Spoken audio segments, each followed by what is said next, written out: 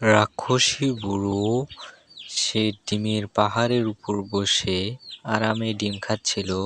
ঠিক তখনই তার পাশে দুটো কবুতর আসে ডিমের খোসা ছাড়ায় এবং সেখান থেকে ডিম খেতে থাকে। ঠিক তখনই তার দিকে বুড়ো মানুষ তাকালো।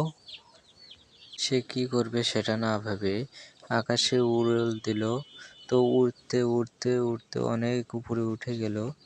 এরপর অনেকক্ষণ ওড়ার পর সে একটা রাজ্য দেখতে পায়। সেই রাজ্যের দিকে সে চলে যায়।